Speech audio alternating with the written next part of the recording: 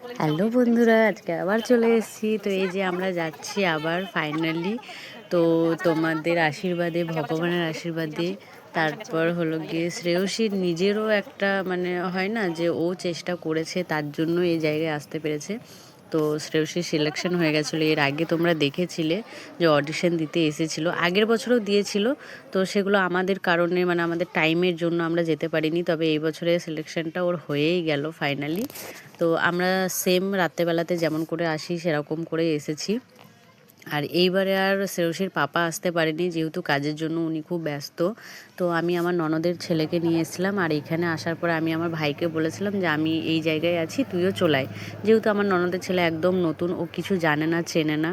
তো ও আগেই আমাকে, আর আমি যেহেতু অনেকটাই চিনি জানি বা কোথায় যেতে হবে কি করতে হবে, সেজন্য আমি বললাম তুমি জাস্ট আমার সঙ্গে চলো, একটা ছেলে মানুষ থাকাটা খুব জরুরি, যেহেতু আমি একটা বাচ্চাকে নিয়ে রাত্রেবেলায় যাচ্ছি। তো যাই হোক, খাওয়া দাওয়া করলাম আমরা, যেহেতু ভোরবেলায় নামি, ভোরবেলায় নেমে নিয়ে আমাদেরকে বসে থাকতে হয় অনেকক্ষণ। আর অফিসটা যেহেতু 3টের সময়তে ওরা খোলে, 3টের সময় সব আসে সবাই আর কি, তো অ্যারেঞ্জ ট্যারেঞ্জ করে। তো আমি এই যে এখানটাতে নিয়ে চলে এসেছি। দুপুরবেলায় যা কিছু খাওয়া দাওয়া করলাম বা ওদেরকে করালাম, বাড়ির থেকেও করে নিয়ে এসেছিলাম খাবার। তো এই যে এটা হলো ডাইরেক্টর। তো আমরা আসার পরে দেখছি অনেক মানে আজকে যেহেতু একটা ক্লাসের ব্যাপার ছিল, তার জন্য যত প্যারেন্টস বা বাচ্চাগুলো হয় সবাই এসেছিলো। সবাই যে যার মতন ক্লাস করছিল। তারপর নতুন যারা অডিশন দিতে এসেছিলো তারাও আর কি ডাইরেক্ট উনি আর কি ডাইরেক্ট অডিশনটা নিচ্ছিল।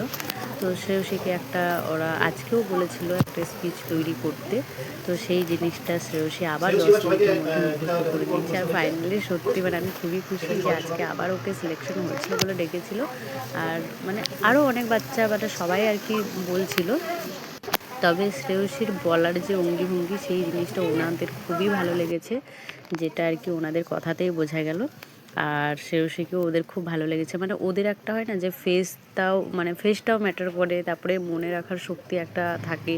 তো যাই হোক, মানে ওনারা আর কি বলতে চাইছে যে অনেক কম সময়ের মধ্যে এটুকু বাচ্চা যে মনে রাখতে পারছে বা মুখস্থ করতে পারছে, এটাই অনেক বড়।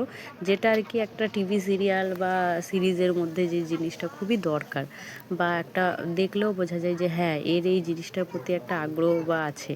তো যাই হোক, আমার খুব ভালো লেগেছে। তোমাদের